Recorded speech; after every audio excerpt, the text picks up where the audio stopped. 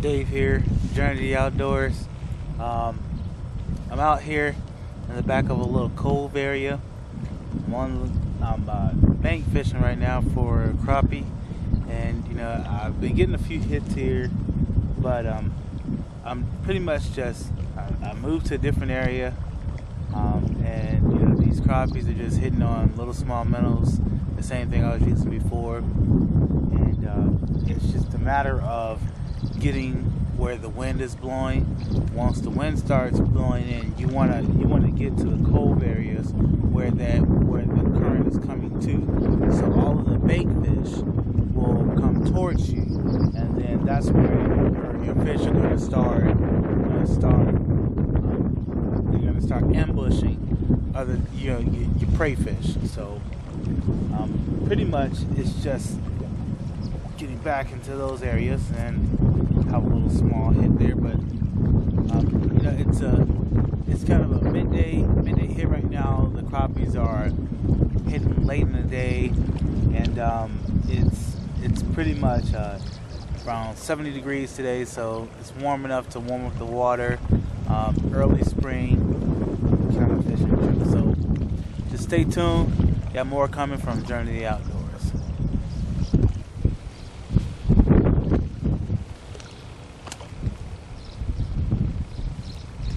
So it's been about 10-20 minutes. I've been out here, and I've been just pretty much sitting here. Got some minnows on, 3-inch minnows, bass minnows and crappie minnows, and pretty much just waiting for the bites to start up for the evening.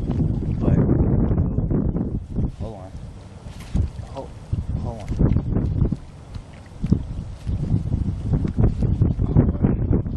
Got one on.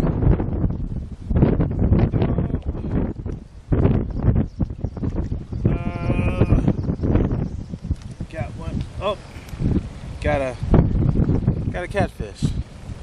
It's out here fishing for crappie and with small cats. So just a pretty interesting way.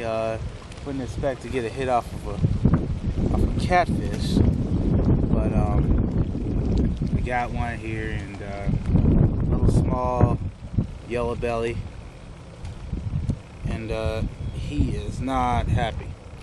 Little small yellow belly. So got him, and he would make a little nice fillet for like the good pan sized fish, but seemingly how it's early in the season, I'm just gonna go ahead and let him go. He's small.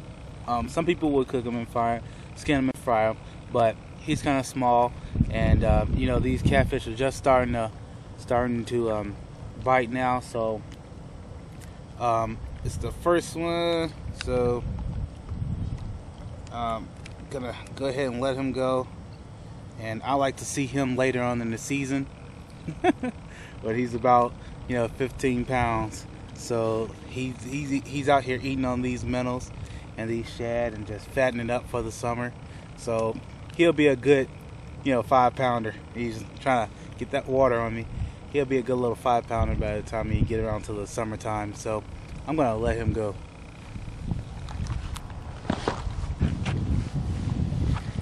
Alright, Mr. Catfish, here you go.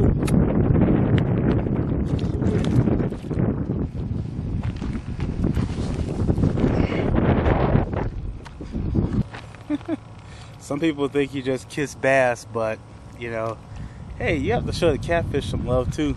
I'm a catfisherman just as well as I am a bass fisherman, but I'm gonna go ahead and get my rig back out there.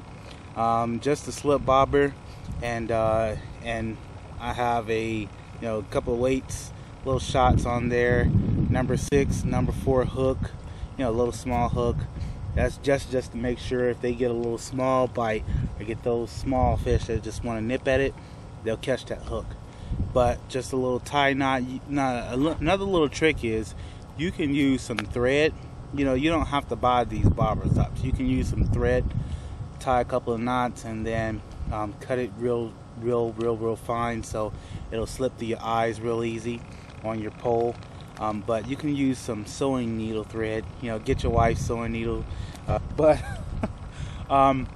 just another thing, and I'm using this little bobber, which is pretty much it's a really good bobber for a crappie, because the sensitivity on it has a spring in there and just moves around up and down. And what happens is, this bobber, once a crappie hits it, I can sense the slightest little hit, the slightest little hits. So that'll let me know that he's taking it, and he won't feel the tension of that bobber at all. So he'll take that bait and go. So I'm gonna go ahead and get it back out there. All right. So I got my bait on there, and it's funny that I'm actually casting this reel out. I have two reels going. I'm casting this one out, and as I was setting and baiting that one, took a little break there. As I was setting and baiting that one, I actually caught another catfish. There's my bobber, just to let you know it's a different bobber, not the same reel.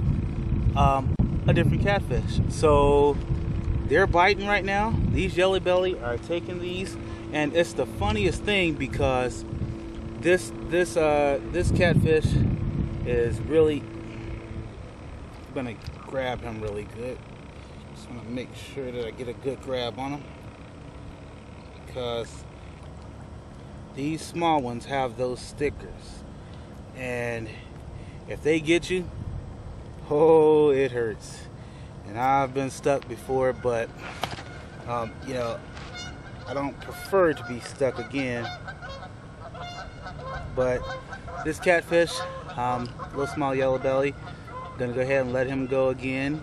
Now see, that would have been 2 of those in a row, and that would have been a good little pan fry there. But as I said before, I'm releasing these fish because I want to catch them later on in the season, once it starts getting warmer during the summertime. And I'll do my trot line videos and stuff like that, and I want to really catch these fish and get them back in, and make sure that I have a really good fishing season later on. So to let one go, it's a really good thing, because it'll pay back in the future. But as my old buddy says, if we can track them, we can smack them. Gonna get this catfish off and get him back in the water, and he's off, and there he goes again. Gonna turn him loose. Well, sometimes in the journey of catfish, and when you're crappie fishing, you might actually get one. And here you go, got an actual crappie now. Nice size crappie. He's a keeper. So what I'm gonna do is go ahead and I want to keep him. And our state limit, as I said before, is 9 inches, and that's a nice size crappie. And I want to make sure that he measures up, but he stuck me. He stuck me. But the way we measure that is the fisherman's measure, which is measuring the length of your hand. And he's past my wrist, which is a good 7-8 inches. So he's easily 10 inches. So good, nice half-pound crappie, and I'm going to keep him. So I'm going to go ahead and throw him in my bucket and get out there on some more.